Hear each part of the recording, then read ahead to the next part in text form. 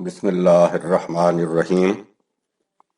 تصوف کی حقیقت، مصنف علامہ غلام احمد پرویز۔ چھٹا باب، حضور رسالت مآب صلی اللہ علیہ وسلم۔ ہمارے ہاں ایک متداول سا مصرع ہے: با خدا مستی کنو با مصطفیٰ ہوشیار باش۔ جس کسی کا بھی یہ مصرع ہے اس نے با خدا مستی کن کہہ کر اپنا شمار ان لوگوں میں کرا لیا جن کے متعلق اللہ تعالیٰ نے کہا تھا کہ ما قدر اللہ حق کا قدر ہی، سورۃ 6 آیت نمبر 92۔ انہوں نے خدا کے متعلق صحیح اندازہ ہی نہیں لگایا کہ اس کا مقام کیا ہے اور اس کے ساتھ ہمارے تعلق کی نوعیت کیا۔ خدا کے ساتھ مستی انتہائی گستاخی ہے۔ انسان اس کی توصیف و تکریم کی انتہائی بلندیوں پر پہنچ کر بھی جو کچھ کہے، اس کی شان اس سے کہیں بلند و بالا اور عرفہ و اعلیٰ ہے۔ سبحان اللہ تعالی عما یصفون۔ البتہ اس نے با مصطفیٰ ہوشیار باش کہہ کر قوم کو ایک ضروری تنبیہ کر دی، مگر ہمارے جیسی قوم پر اس قسم کی تنبیہات کا کیا اثر ہو سکتا تھا؟ جس قوم نے خدا کی تنبیہات کو درخور اعتناع نہ سمجھا، وہ انسانوں کی تنبیہ کا کیا اثر لیتی؟ وحدت الوجود کے نظریہ کی روح سے ہمارے صوفیاء خدا کے ساتھ جس قسم اور جس انتہا کی مستی کا مظاہرہ کرتے ہیں اسے ہم دیکھ چکے ہیں۔ اب یہ دیکھیے کہ یہ حضرات اسی نظریہ کے تحت بارگاہ ذات رسالت مآب میں کس قسم کی بے باکیوں کی جرات کرتے ہیں۔ بارگاہ نبوی کی عظمت و رفعت کے متعلق عزت بخاری نے کہا ہے کہ ادب گاهی زیر آسمان از عرش نازکتر نفس گم کردن می آید جنید و بایزید اینجا۔ لیکن ان جنیدیوں اور باجزیدیوں نے اس باب میں جو کچھ کہا ہے اسے ہم سینے پر پتھر رکھ کر پیش کرنے کی جرت کرتے ہیں، اور وہ بھی اس لیے کہ اس کے بغیر بات سمجھ میں نہیں آ سکے گی، ورنہ وہ بارگاہ عالی تو ایسی ہے جہاں انسانی تصور کو بھی نفس گم کردہ آنا ہوتا ہے۔ اللہ تعالیٰ نے یہود و نصارہ سے کہا تھا کہ لا تغلو فی دینکم، تم اس دین میں جو تمہیں خدا کی طرف سے دیا گیا تھا غلب مبالغہ مت کرو، ولا تقولوا علی اللہ الا الحق، اور خدا کی بابت الحق کے خلاف کچھ نہ کہو۔ کوئی ایسا عقیدہ نہ رکھو جو الحق کے خلاف ہو۔ وہ لوگ دین میں غلو کس طرح کرتے تھے؟ اگلے الفاظ میں اس کی یہ کہہ کر وضاحت کر دی کہ تم مسیح کو کبھی خدا کا بیٹا بنا دیتے ہو، کبھی تثلیث کے عقیدہ کی روح سے اس کا جزو، حالانکہ حقیقت یہ ہے کہ انما المسیح عیسیٰ ابن مریم، مسیح ابن مریم اس سے زیادہ کچھ نہیں کہ وہ خدا کا رسول ہے۔ سورہ نمبر 4 آیت نمبر 171۔ اس سے واضح ہے کہ کسی رسول کو اس کے مقام رسالت سے بلند لے جا کر الوہیت کا درجہ دے دینا دین میں غلو ہے۔ دوسرے مقام پر ان سے کہا کہ لا تغلو فی دینکم غیر الحق ولا تتبعوا اہواء قوم قد ضلوا من قبل واضلوا کثیرا وضلوا عن سواء السبیل، سورہ نمبر 5 آیت 77۔ تم اپنے دین میں غلو مت کرو، یہ بات حق کے خلاف ہوگی۔ اقوام سابقہ نے شدت جذبات سے اپنے رسولوں کو مقامی خداوندی پر فائز کر دیا اور اس طرح خود بھی گمراہ ہو گئے اور دوسروں کو بھی گمراہ کر دیا۔ یاد رکھو تم ایسا نہ کرنا۔ یہ تنبیہ امت مسلمہ کے لیے بھی یکساں تھی۔ اس خطرہ سے بچنے کے لیے اللہ تعالیٰ نے حضور نبی اکرم صلی اللہ علیہ وسلم کے منصب اور مقام کا تعین خود ہی کر دیا اور اسے واضح الفاظ میں بتا دیا۔ منصب کے متعلق فرمایا کہ وما محمد الا رسول، سورہ نمبر 3 آیت نمبر 144۔ محمد بجز این نیست کہ وہ خدا کے رسول پیغامبر ہیں۔ حضور کا منصب رسالت پیغام رسانی ہے، اور مقام کے متعلق فرمایا کہ آپ اللہ کے عبد ہیں، سورہ نمبر 18 آیت نمبر 1۔ وہ دیگر مقامات یعنی خدا کے بندے، غلام، فرما بردار، اور اس منصب اور مقام کے بعد فرمایا بشر مثلکم، تمہارے ہی جیسے ایک انسان، اس مقصد کے لیے کہ حضور کا حقیقی اور صحیح منصب اور مقام ہمیشہ امت کے پیش نظر رہے۔ اسے مومنین کا جزوی ایمان قرار دے دیا۔ اشہد ان محمد عبدہ و رسولہ۔ اگر حضور صلی اللہ علیہ وسلم کو اس مقام سے نیچے لے آیا جائے تو وہ معاذ اللہ توہین ہوگی، اور اگر اوپر لے جایا جائے تو غلو، جس سے اس شدت کے ساتھ منع کیا گیا تھا۔ یہ تو تھا خدا کا ارشاد اور دین کا تقاضا، لیکن ہمارے تصوف نے اس کے برعکس کیا کیا؟ اسے بچشم عبرت دیکھیے اور بگوش نصیحت نیوش سنیے۔ دیکھیے، سنیے اور پھر سوچیے کہ ہم نے غلو کو کس حد تک پہنچا رکھا ہے۔ ہم نے دیکھا ہے کہ حلول کے عقیدہ کی روح سے یہ مانا جاتا ہے کہ خدا شکل انسان دنیا میں اتر آیا ہے۔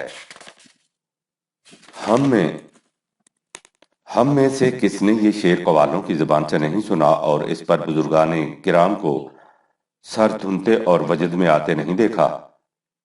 یہ شعر کہ وہی مستوی عرش تھا خدا ہو کر، اتر پڑا وہ مدینہ میں مصطفیٰ ہو کر، معاذ اللہ۔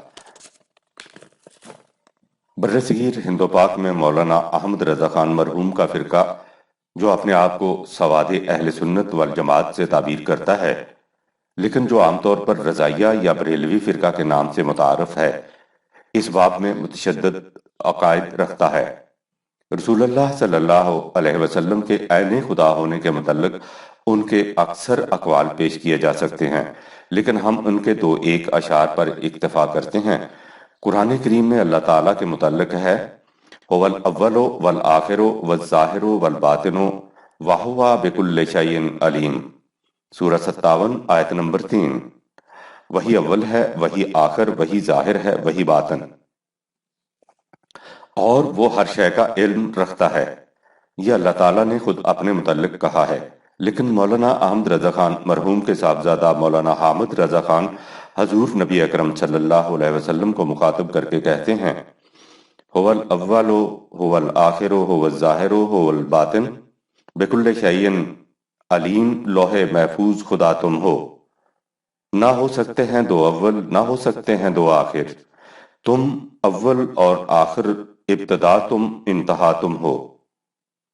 خدا کہتے نہیں بنتی، جدا کہتے نہیں بنتی، خدا پر ہی یہ چھوڑا ہے، وہی جانے کہ کیا تم ہو۔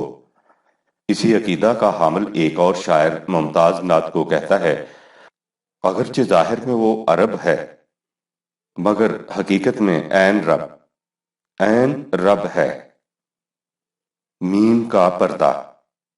خدا کی ایک صفت احد ہے، قل هو اللہ احد، اور حضور نبی اکرم صلی اللہ علیہ وسلم کا اسم گرامی احمد ہے۔ ان دونوں میں حرف میم کا فرق ہے۔ ان حضرات نے اس میم کے گرد وہ تانا تنا ہے کہ احد اور احمد کو ایک بنا کر چھوڑا ہے۔ علامہ اقبال اور تصوف کے عنوان سے ایک مستقل باب آگے چل کر آپ کے سامنے آئے گا، اس میں ان موضوعات پر تفصیل سے لکھا گیا ہے۔ اس وقت ہم ان کے تو ایک ایسے اشعار درج کرتے ہیں جو انہوں نے کسی زمانے میں کہے تھے، لیکن انہیں بعد میں اپنے مجموعہ کلام سے حذف کر دیا تھا۔ کیونکہ انہوں نے انہیں خود ہی حذف کر دیا تھا، اس لیے اب ہم انہیں بطور سند ان کی طرف منسوب نہیں کر سکتے۔ ان اشعار کے درج کرنے سے ہمارا مقصد یہ بتانا ہے کہ جب کوئی شخص وحدت الوجود کا قائل ہو تو وہ ذات رسالت مآب کے متعلق کس قسم کے عقائد رکھتا ہے۔ علامہ اقبال کی ایک مشہور نعت کا مطلع ہے، نگاہ عاشق کی دیکھ لیتی ہے پردہ میم کو اٹھا کر، وہ بزم یثرب میں آ کے بیٹھے ہزار منہ چھپا چھپا کر۔ یہاں تک کہ نہیں، وہ اس سے بھی آگے جاتے ہیں، وہ رسول اللہ صلی اللہ علیہ وسلم کو خدا اور حضرت علی رضی اللہ تعالی عنہ کو رسول قرار دیتے ہیں۔ کہتے ہیں، نجف میرا مدینہ ہے، مدینہ میرا کعبہ ہے، میں بندہ اور کا ہوں، امت شاہ ولایت ہوں، جو سمجھوں اور کچھ خاک عرب میں سونے والے کو، مجھے معذور رکھ، میں مست صحبائے محبت ہوں۔ جب میم کا پردہ پنجابی صوفیاء کے ہاتھ میں آیا تو انہوں نے اسے نوچ کر الگ پھینک دیا۔ بابا بلے شاہ کے اشعار ملاحظہ کیجئے، ارشاد ہے، احد احمد وچ فرق نہ بلیا، ایک رتی پر مروڑی دا۔ احد اور احمد میں کوئی فرق ہی نہیں، یہ جو تم دیکھتے ہو وہ ایک ذرا سی مروڑی پیچ ہے اور بس۔ نمبر 2، جو رنگ رنگیا گوڑا رنگیا، مرشد والی لالی او یار، احد وچوں احمد ہویا، وچوں میم نکالی او یار، میم دا گھونگٹ مکھ پر آیا، احد تے احمد نام ترایا، سر چھتر چلے لولاکی دا، کیوں اولے بہ کے چاکی دا، احد دے وچ میم رلایا، تاں کیتا ایڈ پسارا۔ میرے مرشد نے جو رنگ رنگا نہایت گہرا اور تیز سرخ رنگا، احمد احد میں سے نکلا ہے، دونوں میں میم کا پردہ ہے، اسے نکال دو بات صاف ہو جائے، میم ہی کا نقاب ہے جس سے احد نے اپنا نام احمد رکھ لیا ہے۔ اس سے کوئی پوچھے کہ اس طرح چلمن کے پیچھے بیٹھ کر جھانکنے سے کیا حاصل، احد کے ساتھ میم ملا کر خواہ مخواہ اتنی الجھنیں پیدا کر رکھی ہیں۔ شاہ علی حیدر۔ ایک اور صوفی شاعر شاہ علی حیدر فرماتے ہیں، سونا میم دی چادر پہن کے جی کیا زلفاں دا گھونگٹ گھٹ آیا، علی حیدر او دا یار پیارا، ہن احمد بن کے وط آیا۔ ہمارا محبوب میم کی چادر اوڑھ کر یوں آیا ہے جیسے حسین چہرے کو زلفوں کے گھونگٹ سے چھپا رکھا ہو، اس سے بھلا وہ کیسے چھپ سکتا ہے؟ وہی ہمارا پیارا محبوب دوبارہ احمد کی شکل میں دنیا میں آ گیا ہے۔ خواجہ فرید۔ احد تے احمد فرق نہ کوئی، واحد ذات صفاتے نے، احد اور احمد میں کوئی فرق ہی نہیں، ذات اور صفات دونوں کے لحاظ سے وہ ایک ہی ہیں۔ حضور صلی اللہ علیہ وسلم کے معراج کے سلسلہ میں یہ کہا گیا ہے کہ اوہو شہر مکے وچ رہندا تے آپے عرش بریں تے بہندا، آپے آپ نو ویکھن چلیا ویکھو خا کے گل مک گئی۔ وہی مکہ میں رہتا تھا، وہی عرش پر بیٹھا تھا، وہ خود اپنے آپ کو دیکھنے گیا، اپنے آپ کو دیکھ لیا تو قصہ ختم ہو گیا۔ مولانا احمد رضا خان صاحب مرحوم اسی مضمون کو ان الفاظ میں بیان کرتے ہیں، وہی لامکاں کے مکیں ہوئے، سرے عرش تخت نشیں ہوئے، وہ نبی ہیں جس کے ہیں یہ مقام، وہ خدا ہے جس کا مکان نہیں، وہی نور حق وہی ذل رب، ہے انہی کا سب، نہیں ان کی ملک میں آسماں کہ زمین نہیں کہ زمان نہیں۔ یہ ہیں زبان سے اشہد ان محمدن عبدہ و رسولہ کا اقرار کرنے والوں کے عقائد رسول اللہ صلی اللہ علیہ وسلم کے متعلق، اور یہ ہے وہ مقام جہاں تصوف پہنچاتا ہے۔ وحدت الشہود۔ ہم نے کہا تھا کہ تصوف کے بنیادی عقائد 3 ہیں، حلول، وحدت الوجود اور وحدت الشہود۔ حلول اور وحدت الوجود کا ذکر آ چکا ہے، اب وحدت الشہود کی طرف آئیے۔ ابن عربی کے عقیدہ وحدت الوجود کے مقابل شیخ علاؤالدین سمنانی وفات 736 ہجری نے وحدت الشہود کا عقیدہ وضع کیا۔ ہندوستان میں اس کی شہرت مجدد الفسانی امام سرہندی کے ذریعے عام ہوئی، اسے ہمہ اوست کی بجائے ہمہ از اوست کا نظریہ کہا جاتا ہے۔ وحدت الوجود سے مراد یہ ہے کہ کائنات میں کوئی شے اپنا وجود نہیں رکھتی، جو کچھ عالم محسوس میں ہے سب خدا ہی ہے، حتیٰ کہ انسان بھی خدا ہی ہے۔ اس کے برعکس وحدت الشہود کی روح سے کہا جاتا ہے کہ نمبر 1، کائنات خود خدا تو نہیں لیکن اس کا ظل یا سایہ ہے۔ اس سے واضح ہے کہ یہ نظریہ کہ کائنات اپنا الگ وجود نہیں رکھتی، وحدت الوجود اور وحدت الشہود دونوں میں مشترک ہے۔ وحدت الوجود کی روح سے کائنات خود خدا ہے اور وحدت الشہود کے مطابق خدا کا سایہ۔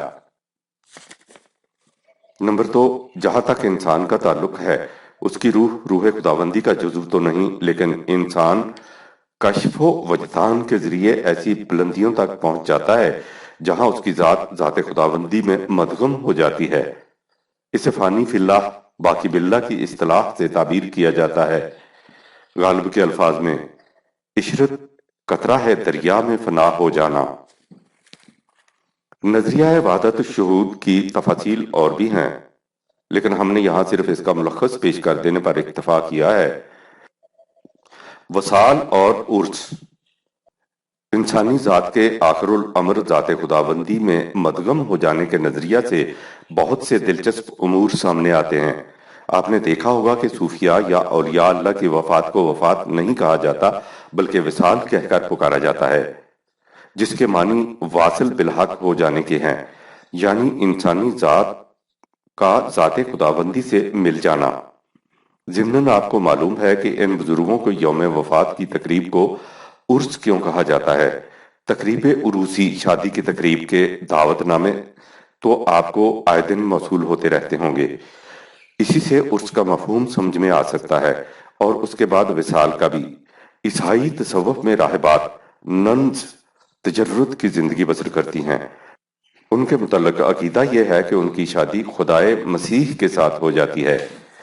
इसी जिहद से इन्हें उरूसे मसीह, spouses of Christ, वहीं से ये इस्तिलाह और तसव्वुर हमारे तसव्वुफ में आ गए। इसी निस्बत से सूफिया की वफात को वसाल और उसकी तकरीब को उर्स कहा जाता है। लाल शहबाज कलंदर के मलांग नाक में नथ और गले में गानी पहनते हैं और कहते हैं कि खुदा हमारा खावंद है और हम उसकी बीवियां। वारिस शाही दुल्हनों यानी मलंगों का भी यही अंदाज और सरोपा होता है। वहदतुल वजूद और वहदत शहूद के नजरियात एक दूसरे की जिद और बाहमी मुतखालिफ करार दिए जाते हैं और उनके मानने वालों में अक्सर मुबाहिसा और मुजादला जारी रहता है। शाह वलीउल्लाह मुहद्दिस दहलवी ने, जिनका तफसीली जिक्र जरा आगे चलकर आएगा, इन दोनों नजरियों में मुफाहमत पैदा करने की कोशिश की, लेकिन इस मुफाहमत की शक्ल ये थी कि उन्होंने इन दोनों नजरियात के मुतल्लिक ये फैसला दिया कि पहले मजहब का नाम वहदतुल वजूद है और दूसरे का नाम वहदत शहूद, और हमारे नजदीक दोनों मुकाशफे सही हैं। फैसला वहदतुल वजूद अशहूद। बहरहाल वाकया ये है कि सूफिया के यहाँ ये दोनों नजरियात मुरव्वज और मुतदावल हैं और हमारी बसीरत के मुताबिक दोनों कुरानी तालीम के खिलाफ। कुरान करीम की रूह से ना तो कायनात की हर शय खुदा है और ना ही इंसानी ज़ात का महाल ज़ात खुदाबंदी में फना हो जाना। इस किस्म के नजरियात ज़हन इंसानी के तराशीदा हैं और इस्लाम में खारजी असरात का नतीजा। एक जामे मकाला। सूफिया के अकायद के मुतल्लिक यहाँ तक लिखा जा चुका था कि मेरे सामने एक ऐसा मकाला आया जिसमें इन अकायद को, जिन्हें मैंने जस्ता जस्ता पेश किया है, जामे अंदाज में यकजा दर्ज किया गया है और इन पर मालूमात अफजा अजाफे भी हैं। यह मकाला अल्लामा कुरैशी के कलम से रियाज, सऊदी अरब के हफ्त रोज़ा अद-दावत में शाये हुआ, जिसका उर्दू तर्जमा हकीम नबी अहमद साहब के कलम से माहनामा मिसाक, लाहौर की अशात बाबत सितंबर अक्टूबर सन 1978 में शाये हुआ। इस मकाला के जस्ता जस्ता मकामात मुअक्कर हम असर के शुक्रिया के साथ दर्ज झैल किए जाते हैं। तसव्वुफ लफ्जी एतबार से एक ऐसा अजनबी लफ्ज है जिसका अरबी लुग़त में कोई वजूद नहीं, जिसका सबसे बड़ा सबूत यह है कि उसके माना में खुद सूफिया का शदीद इख्तिलाफ है और अब तक ये तय नहीं हो सका कि इस लफ्ज का वो कौन सा मफहूम है जिसकी रियायत से उसके हामिल को सूफी कहा जाता है। फिर चूंकि ये लफ्ज कुरान मजीद में मज़कूर है, ना हदीस शरीफ में, बल्कि जमायत सहाबा में से भी किसी एक सहाबी ने इसको इस्तेमाल नहीं किया, इसलिए हम कह सकते हैं कि ये खिलाफ इस्लाम एक ऐसी बिद्दत है जिसकी इस्लाम में कोई बुनियाद नहीं। रही इसकी मानवी हैसियत, तो इसमें आपको वो अजायबात देखने को मिलेंगे जिनको बयान करने से हम पहले अपने परवरदिगार से मुआफी के तलबगार हैं। सबसे पहले ये समझ लीजिए कि तकरीबन तमाम सूफिया किसी न किसी तौर पर हलूल के कायल हैं, यानी उनकी राय में खालिक अपनी हर मखलूक में खुद समाया हुआ है। उसकी सारी बहस वहदत मुतलका पर आकर ठहरती है, जिसका मतलब यह है कि इस आलम के सिवा किसी दूसरी जात या चीज का वजूद नहीं। उनकी राय में खुदा एक अमर कुल्ली है जिसका खारिज में कोई जाती वजूद नहीं, वो सिर्फ अपनी जजियात में पाया जाता है। यही नजरिया उनको वहदत अदियान तक ले गया है, जिसके मुताबिक दुनिया में जितने भी मजहब हैं, ख्वाह वो आसमानी हो या इंसान के खुद साख्ता, वो सब उनके नजदीक एक हैं اور حق و ہدایت ان سب میں مشترک ہے، کسی ایک کے ساتھ مخصوص نہیں۔ یعنی گوسالہ پرستی اور خدا پرستی ایک ہی چیز ہے، دونوں میں کوئی فرق نہیں۔ گویا شرک عین توحید اور توحید عین شرک ہے۔ اس کے ثبوت میں ہم چند ایک بڑے بڑے جلیل القدر آئمہ تصوف کے اقوال و آراء آپ کے سامنے پیش کرتے ہیں تاکہ آپ خود فیصلہ کر سکیں کہ ہم نے کوئی غلط بات نہیں کہتی۔ سب سے پہلے ابن عربی کو لیجئے جو تمام صوفیوں کی عقلوں پر چھائے ہوئے ہیں، اور صوفیاء ان کو شیخ اکبر کے نام سے یاد کرتے ہیں۔ آپ وَاتَّخَذُ اللَّهَ إِبْرَاهِيمَ خَلِيلًا کی تفسیر فرماتے ہوئے حدیث مبارک من عادی لی ولیًا کی توضیح یوں فرماتے ہیں، اللہ تعالیٰ جب کسی بندہ کی ذات میں داخل ہو جاتا ہے تو ظاہر میں تو وہ بندہ بندہ ہی رہتا ہے، لیکن باطن میں خود خدا ہو جاتا ہے، اور یہ دخول بالکل ایسا ہی ہوتا ہے جیسے انسان میں بصارت، سماعت، حرکت اور سکون داخل ہیں۔ اس کی واضح مثال حضرت ابراہیم علیہ السلام کی ذات اقدس ہے جس میں اللہ تعالیٰ داخل ہو گیا تھا، یا باللفاظ دیگر اللہ تعالیٰ کی ذات میں حضرت ابراہیم خود داخل ہو گئے تھے۔ اس کو یوں بھی سمجھ لیجئے کہ پانی جب کپڑے میں داخل ہو کر اس کو گیلا کر دے تو آپ یہ کہنے پر مجبور ہیں کہ کپڑے میں پانی داخل ہے۔ اسی طرح آپ یہ بھی تسلیم کرنے پر مجبور ہیں کہ مخلوقات کی ہر صنف میں خالق کی ذات بھی داخل ہے، اور یہ سماعت، بصارت اور اس کے تمام جذبات و احساسات سب در حقیقت خالق ہی کے نام ہیں۔ اسی دلیل سے ابن عربی نے وحدت الوجود کا نظریہ قائم کیا ہے۔ چنانچہ وہ اپنی مشہور تصنیف فتوحات مکیہ میں لکھتے ہیں، پاک ہے وہ ذات جس نے اشیاء کو پیدا کیا اور خود عین اشیاء رہا۔ اسی طرح اپنی دوسری تصنیف فصول الحکم میں تحریر فرماتے ہیں، اے اشیاء کو پیدا کرنے والے اور خود ان میں شامل رہنے والے، یقیناً تو اپنی مخلوق میں خود ملا ہوا ہے۔ تو جو چیز پیدا کرتا ہے وہ تیرے ذات میں لا انتہا ہے، گویا تو ایک طرف محدود ہے اور دوسری طرف لامحدود۔ صوفیاء کے نزدیک سب سے بڑا رب خواہش نفسانی ہے، چنانچہ یہی بزرگ شیخ اکبر افرائیتا من اتخذ الہہ ہواہ کی تفسیر فرماتے ہوئے کہتے ہیں کہ خواہش نفسانی ہی سب سے بڑا معبود ہے، کیونکہ کسی بھی چیز کی عبادت اللہ کی عبادت سے جدا نہیں، اور اللہ کی عبادت اس چیز کے ذریعہ سے ہی ہو سکتی ہے۔ آپ نے ملاحظہ فرمایا شیخ اکبر فسق و فجور کی خواہشوں کو بھڑکا کر ان کی عبادت کی دعوت دے رہے ہیں، اور اس بات پر زور دے رہے ہیں کہ صوفی کی خواہش ہی سب سے بڑا رب ہے۔ آگے چل کر شیخ اکبر کفریات میں اتنا آگے بڑھ گئے ہیں کہ فرماتے ہیں یہ کتے اور سور ہی تو ہمارے الہ ہیں، اللہ تو گرجے میں پادری بنا بیٹھا ہے۔ ان کا یہ ارشاد بھی ملاحظہ فرمائیے، اللہ تعالیٰ کے متعلق لوگوں کے مختلف عقیدے ہیں اور میں ان سب عقیدوں کا حامل ہوں، یعنی میں مسلمانوں کے علاوہ یہودیوں، نصرانیوں، مجوسیوں غرض سب کا عقیدت مند ہوں۔ اب ہم ان کو چھوڑ کے کچھ دیگر اکابرین صوفیاء کے ارشادات بیان کر کے آپ کو استغفار پڑھنے کی دعوت دیتے ہیں۔ صوفیوں کے ایک بہت بڑے بزرگ ابن الفارض ہیں، جن کو تمام صوفیاء سلطان العاشقین کے لقب سے یاد کرتے ہیں۔ آپ نے تقریباً 800 اشعار کا ایک قصیدہ لکھا ہے جس میں تحریر فرماتے ہیں کہ عرب کی مشہور معشوقات لبنہ، لیلا، سبینہ اور عزا یہ سب ذات الہی ہیں، اور اللہ تعالیٰ نے ہی ان فانی معشوقوں کی شکل اختیار کر لی ہے۔ نیز ان چاروں کے عاشق قیس، جمیل، کثیر اور عامر بھی ذات الہی ہیں، کیونکہ خدا ان کی صورت میں جلوہ گر ہے۔ یعنی صوفیاء کا خدا عاشق یا معشوق کی صورت میں ظاہر ہوتا ہے، اور ایک کا دوسرے سے عشق گویا کہ اپنی ہی ذات سے ہوتا ہے۔ صوفیوں کے ایک اور بزرگ عبد الوہاب شیرانی گزرے ہیں جو صوفیوں میں سند کا درجہ رکھتے ہیں اور ہیکل سمدانی کے لقب سے ملقب ہیں۔ یہ صاحب بہت سی کتابوں کے مصنف ہیں، جن میں طبقات کبریٰ بڑی مشہور کتاب ہے۔ اس میں آپ کو ایسے ایسے خیالات نظر آئیں گے جو تمدنی اور معاشرتی زندگی کے لیے انتہائی خطرناک کہے جا سکتے ہیں اور تمام انسانی قدروں کو نیست و نابود کر سکتے ہیں۔ اسی کتاب میں اللہ تعالیٰ کے ارشاد الا ان اولیاء اللہ لا خوف علیہم ولا ہم یحزنون کی تفسیر فرماتے ہوئے اپنے محترم حضرت زسوکی کا یہ قول نقل کرتے ہیں کہ جو اولیاء اللہ خوف و حزن سے محفوظ ہیں وہ اللہ تعالیٰ سے متصل رہتے ہیں، اور جو اللہ سے متصل ہوں وہ اللہ سے سرگوشی بھی کر لیتے ہیں، جیسا کہ حضرت موسیٰ علیہ السلام کر لیا کرتے تھے۔ میں اور دیگر اولیاء اللہ ازل میں اللہ اور اس کے رسول کے سامنے موجود تھے۔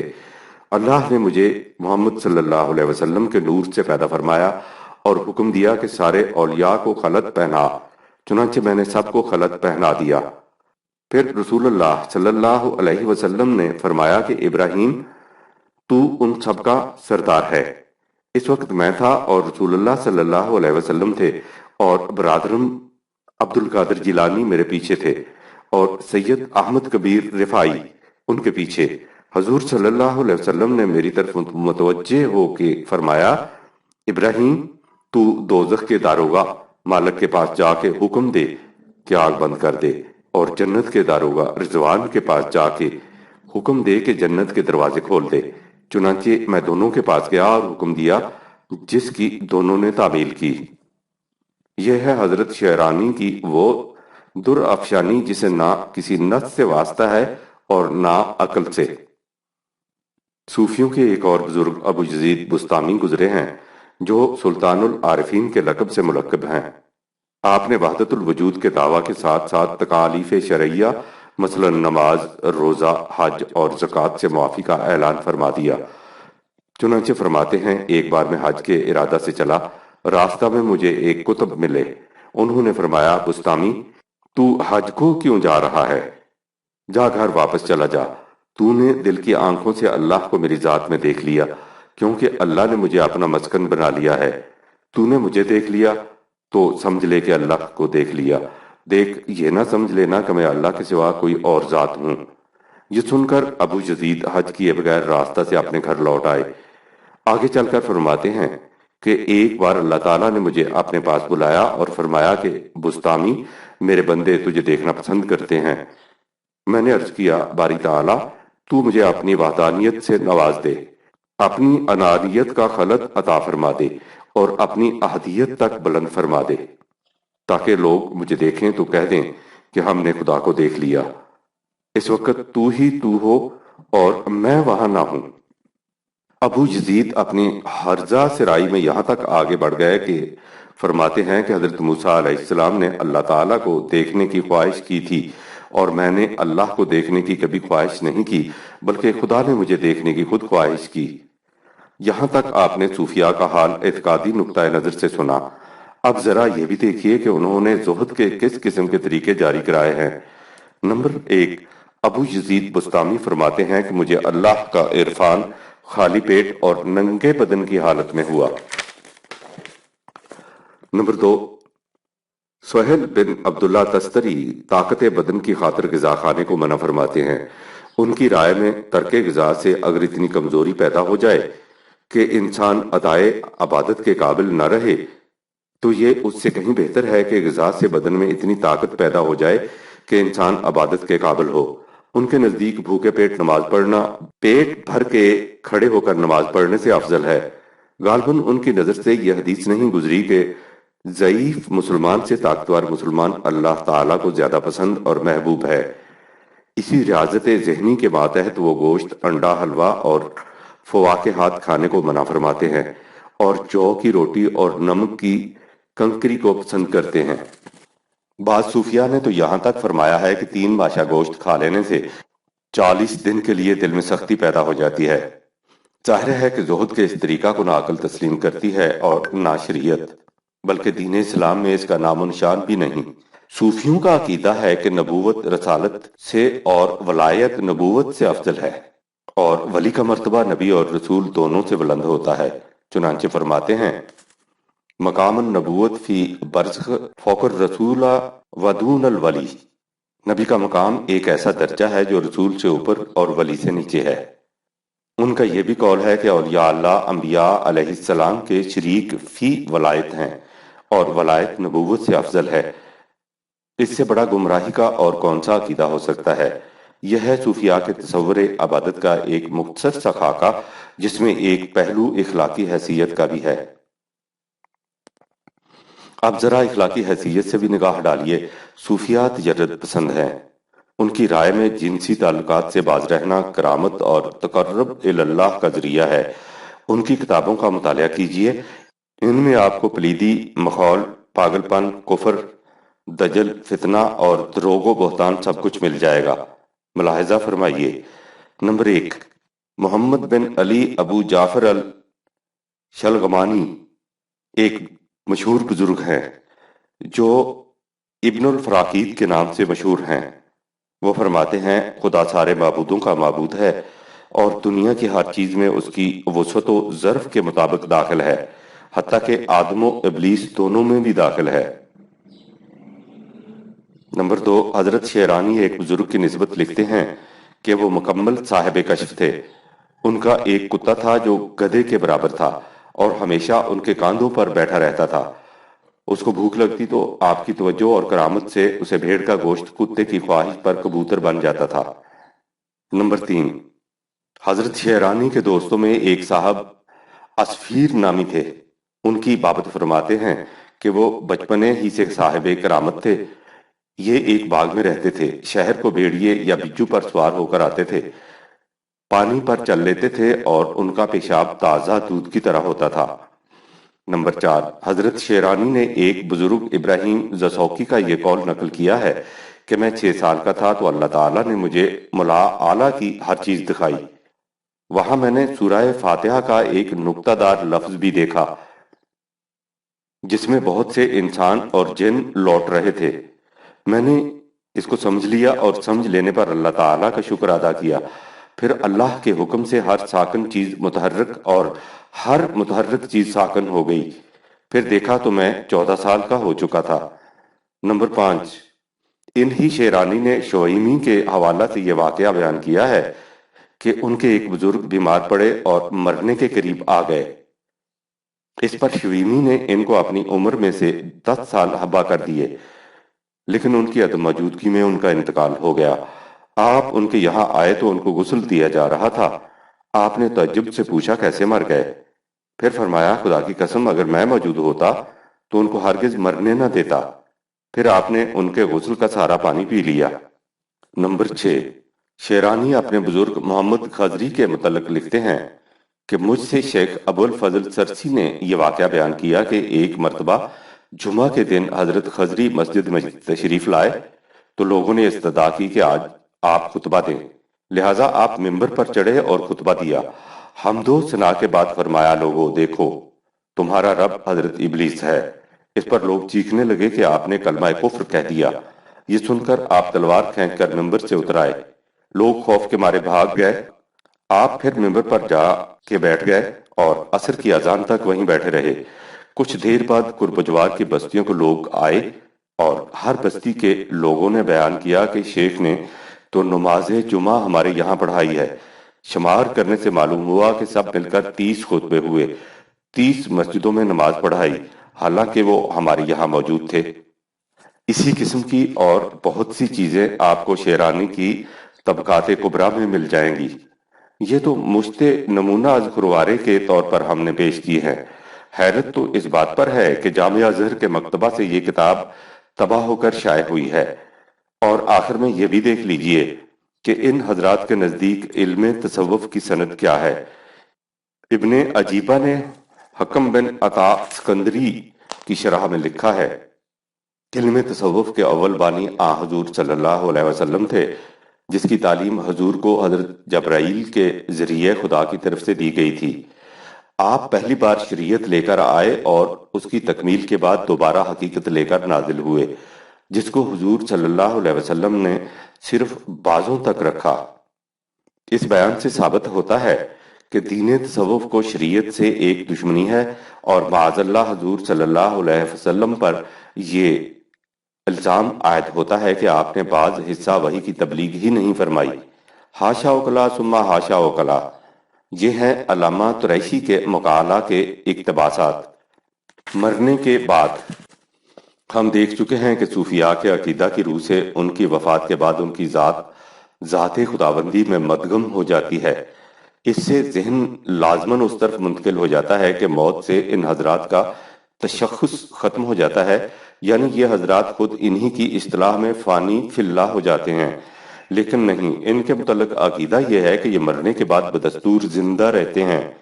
اس دنیا کے ساتھ ان کے تعلقات اسی طرح قائم رہتے ہیں، بلکہ ان کے اختیارات کی وسعتیں اور بھی بڑھ جاتی ہیں۔ انہیں قضاء و قدر پر تصرف حاصل ہو جاتا ہے۔ کائنات کا نظم و نسق انہی کے ہاتھ میں ہوتا ہے۔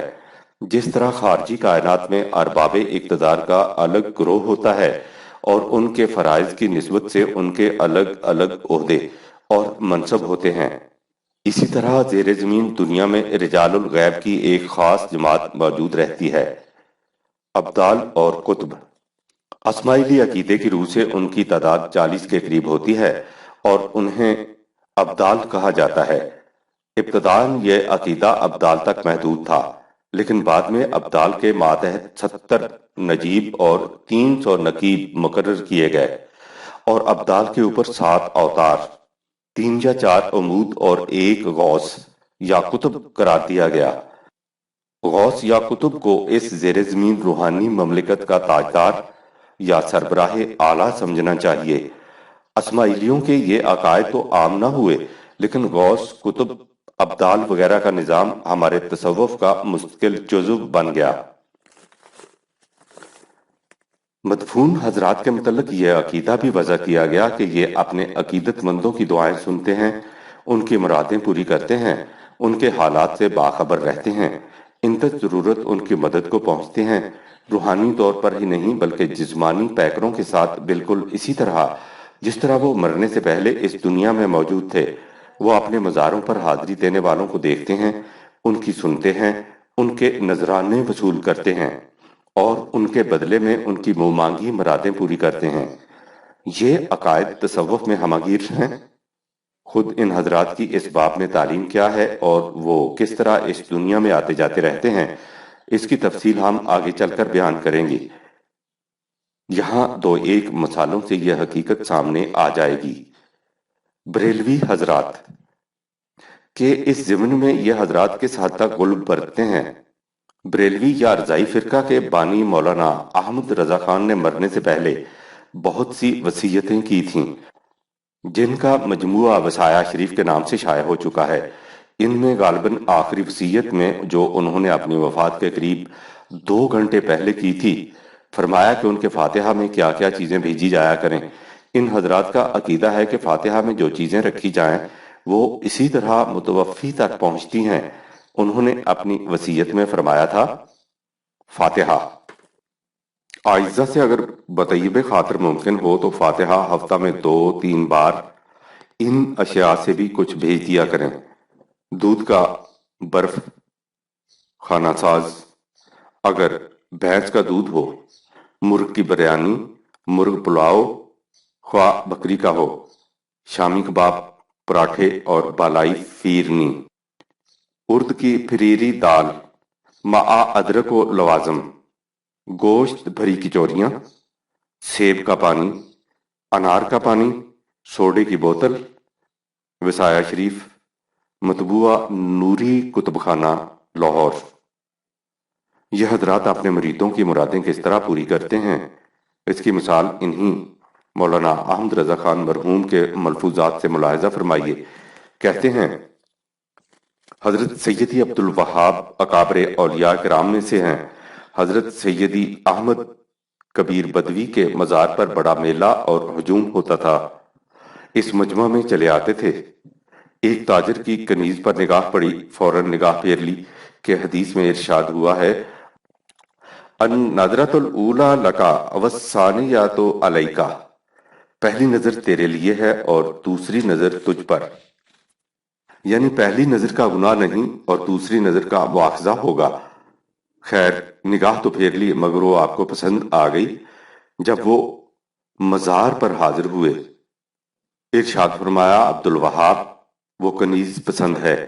عرض کی، ہاں، اپنے شیخ سے کوئی بات چھپانا نہیں چاہیے۔ استغفر اللہ۔ ارشاد فرمایا، اچھا، ہم نے تم کو وہ کنیز ہبہ کی۔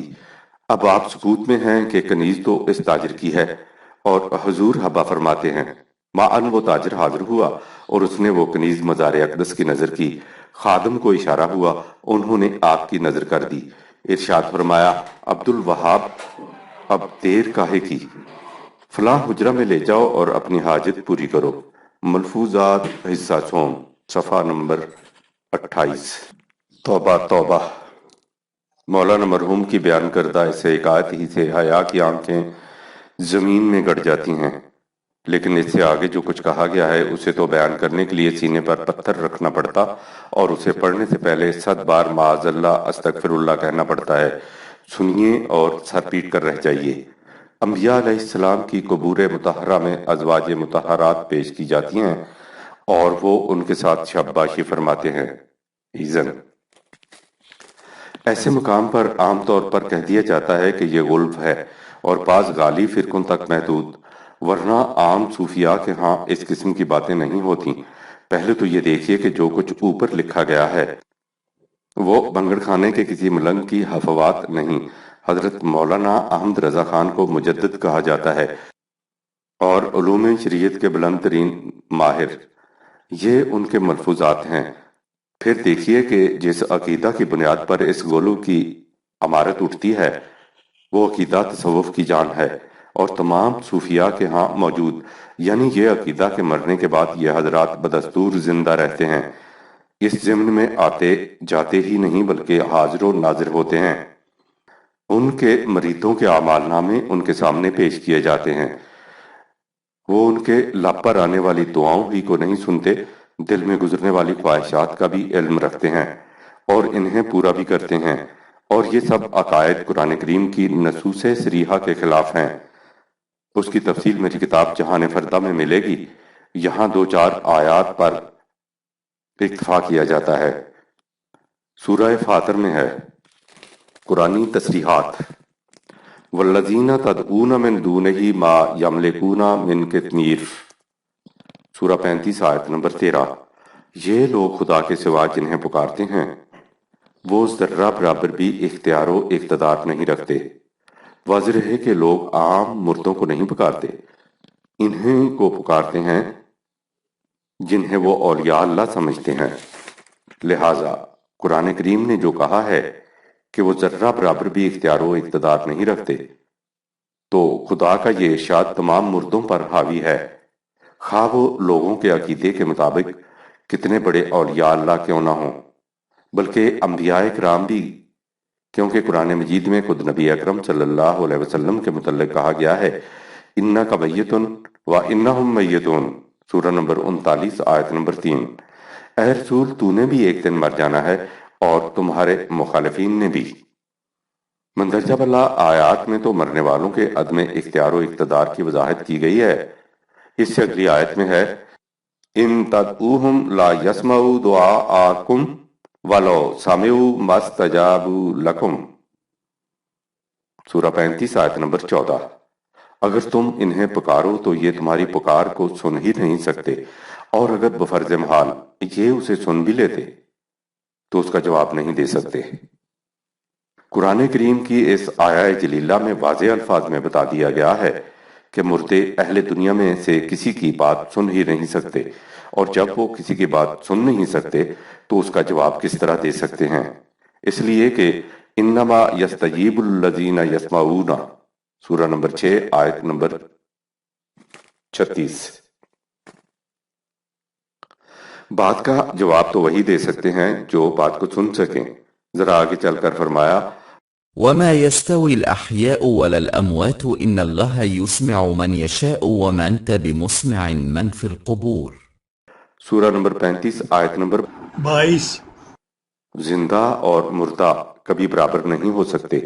جہاں تک کسی کی بات سننے کا تعلق ہے تو سننے کی صلاحیت خدا کے قانون مشیت کے تابع ہوتی ہے، یعنی خدا کے مقرر کردہ قانون طبعی کے مطابق، اور قانون یہ ہے کہ جو قبروں میں چلے جاتے ہیں وہ سن نہیں سکتے۔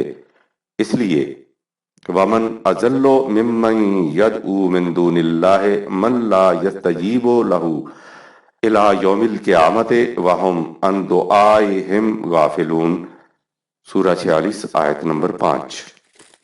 اس سے زیادہ راہ گم کردہ کون ہو سکتا ہے جو خدا کو چھوڑ کر اسے پکارے، جو قیامت تک اس کی پکار کا جواب نہ دے سکے۔ یہ پکارنے والے اس فریب نفس میں مبتلا رہتے ہیں کہ یہ حضرات ہماری دعاؤں کو سنتے ہیں، حالانکہ حقیقت یہ ہے کہ ان لوگوں کو قطعاً علم نہیں ہوتا کہ کون پکار رہا ہے اور وہ کیا مانگ رہا ہے۔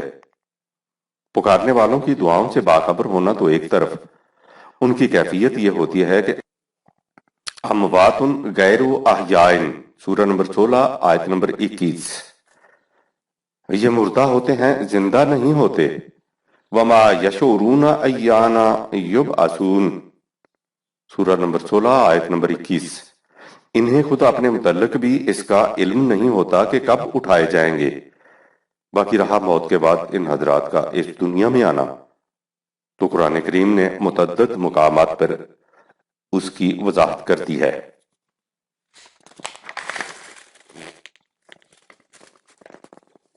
کہ جو مر گیا وہ اس دنیا میں واپس نہیں آ سکتا۔ زندگی جو رواں آگے بڑھتی ہے، پیچھے کی طرف نہیں لوٹتی۔ مرنے کے بعد تو ایک طرف، اس نے تو قریب المرگ لوگوں کے متعلق بھی کہا ہے، حتی اذا جاء احدهم الموت قال رب ارجعون لعلی اعمل صالحا فیما ترکت، سورہ نمبر 33 آیت نمبر 99 تا 100۔ جب ان میں سے کسی کی موت آ جاتی ہے تو وہ کہتا ہے کہ اے میرے رب، تو مجھے ایک بار پھر واپس بھیج دے تاکہ میں وہ اچھے کام جو پہلے نہیں کر سکا تھا اب کر کے دکھا دوں۔ اس کے جواب میں کہا جائے گا کلا، سورہ نمبر 23 آیت نمبر 100، ہرگز نہیں، ایسا نہیں ہو سکتا۔ ایصال ثواب کا عقیدہ۔ مرنے والے کا تعلق اس دنیا سے ختم ہو جاتا ہے، نہ اس کا ہمارے ساتھ کوئی تعلق رہتا ہے، نہ ہمارا اس کے ساتھ کوئی واسطہ، بجز اس کے کہ اس کی اچھی یا بری یاد ہمارے حافظے میں رہ جاتی ہے۔ میں اپنی کتاب جہان فردہ میں تفصیل سے لکھ چکا ہوں کہ ایصال ثواب کا عقیدہ بھی غیر قرآنی ہے۔ خدا کے قانون مکافات عمل کی روح سے ہر شخص کے عمل کا نتیجہ اس کی ذات پر مرتب ہوتا ہے، اسے کسی دوسرے کی طرف منتقل نہیں کیا جا سکتا، خواہ وہ زندہ ہو اور خواہ مردہ۔ عام مثال میں یوں سمجھیے کہ ایک شخص روزانہ صبح سیر کرتا ہے جس سے اس کی صحت پر نہایت عمدہ اثر پڑتا ہے۔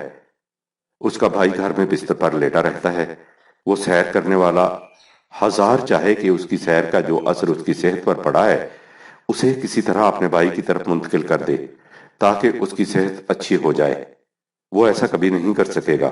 خدا کے قانون مکافات عمل کی روح سے ہر فرد کو اس کے اپنے اعمال کا نتیجہ ملتا ہے، کسی دوسرے کے عمل کا کوئی نتیجہ اس کی طرف منتقل نہیں ہو سکتا، چاہے کہ مرغ کی بریانی اور آئس کریم مردے تک پہنچائی جا سکے۔ شہداء کی زندگی۔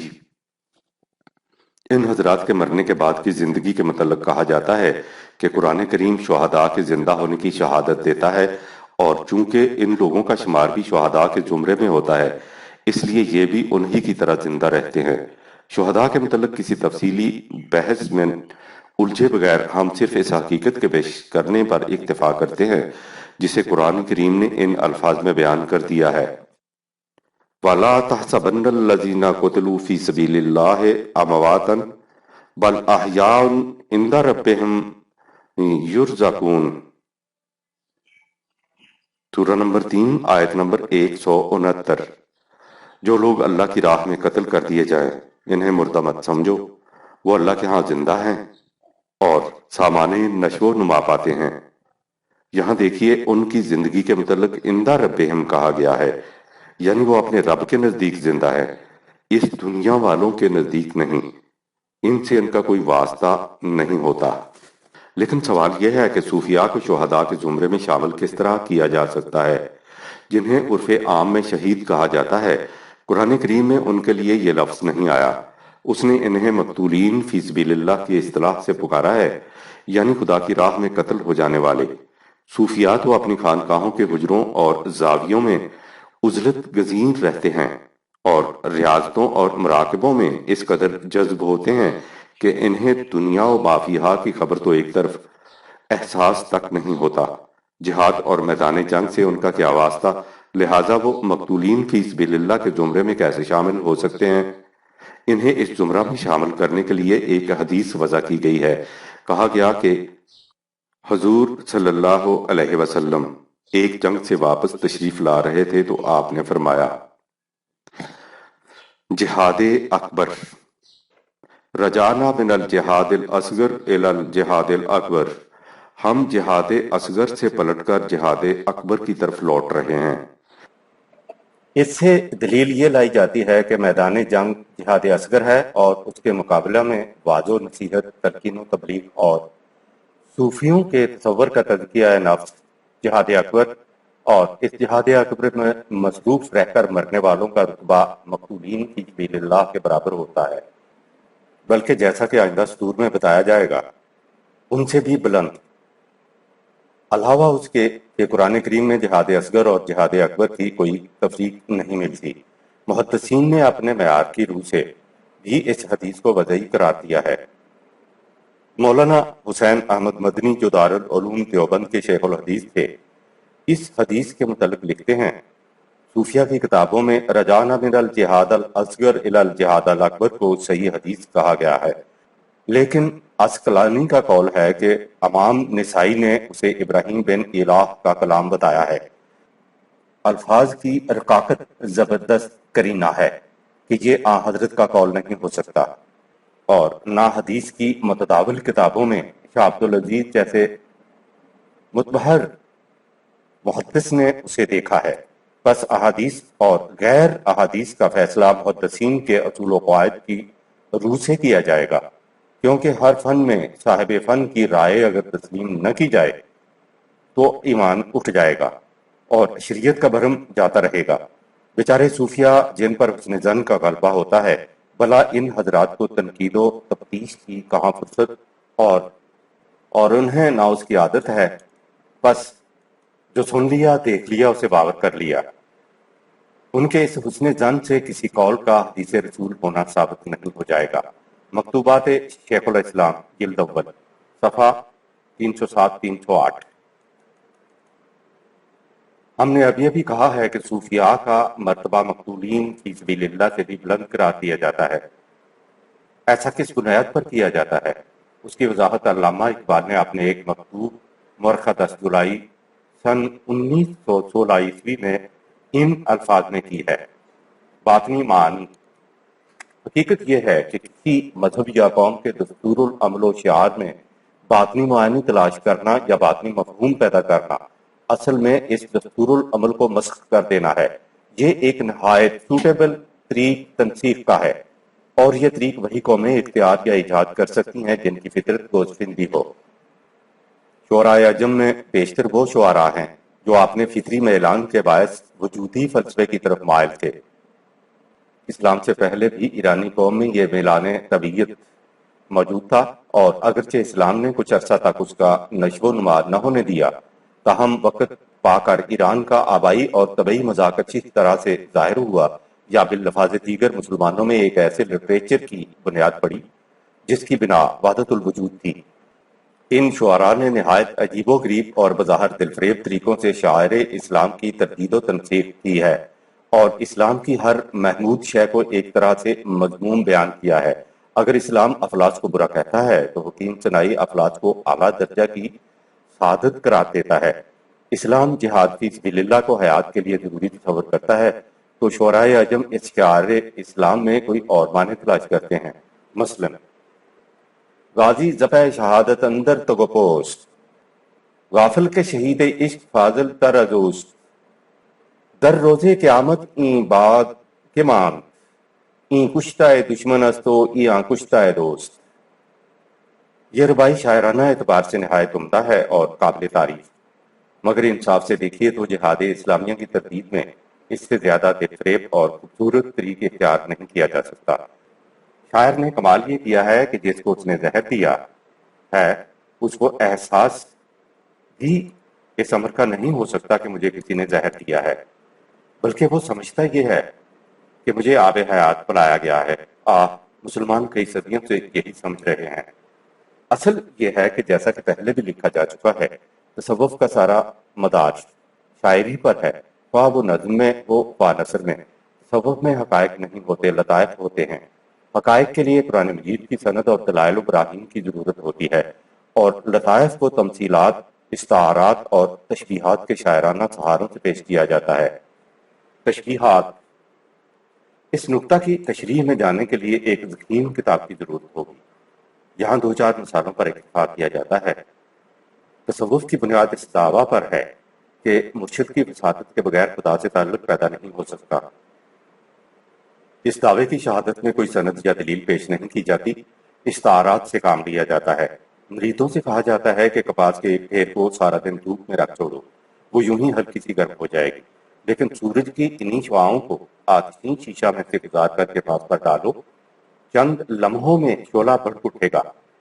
جلال خداوندی کی شعاؤں سے تم براہ راست متمسک ہو تو تمہارے قلب میں یوں ہی خفیف سی حرارت پیدا ہو سکے گی، لیکن جب وہ شعائیں مرشد کے قلب میں سے گزر کر تمہارے سینے پر پڑیں گی تو تمہارے قلب میں عشق خداوندی کی آگ بھڑک اٹھے گی جو ماسوا اللہ کو جلا کر راکھ کا ڈھیر بنا دے گی۔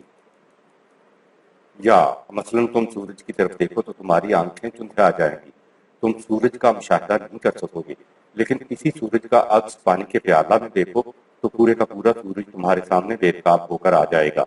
کوئی آنکھ جلال خداوندی کی براہ راست آپ نہیں لا سکتی، لیکن جب اسی جلال کو مرشد کے دماغ کی وساطت سے دیکھا جائے تو نہایت سکون و سکون سے اس کا مشاہدہ کیا جا سکے گا۔ حضرت موسیٰ علیہ السلام نے براہ راست جلال خداوندی کا مشاہدہ کرنے کی آرزو اور استدعا کی تو نصیب میں جواب مل گیا۔ اگر وہ یہی خواہش کسی مرشد کی وساطت سے کرتے تو جلوہ خداوندی مسکراتا ہوا سامنے آ جاتا۔ مثلاً رام بھی وہی، رحیم بھی وہی کی تائید میں بھگت کبیر کا وہ دوہا جسے پہلے بھی درج کیا جا چکا ہے: گنگا ایک گھاٹ بتھیرے، کہت کبیر عقل کے تیرے۔ آپ نے دیکھا کہ محض ایک تشبیہ سے کس طرح ذہن کو بھنور میں پھنسا دیا۔ اس طرح تصوف محض تشبیہات اور تمثیلات کے ذریعے لطائف کو حقائق کی طرح منوا لیتا ہے، اسی کو شاعری کہا جاتا ہے۔ جیسا کہ پہلے لکھا جا چکا ہے، تصوف کے عقائد اور تصورات کے عام کرنے میں مولانا روم کا نمایاں حصہ ہے۔ ان کی مثنوی اسی قسم کے لطائف، استعارات، تشبیہات، تمثیلات اور حکایات سے بھری پڑی ہے، اور یہی وہ سحر ہے جس نے صدیوں سے اس امت کی فکری صلاحیتوں کو مفلوج کر کے محض تصوراتی خوابوں کے طلسم ہوشربا میں غرق کر رکھا ہے۔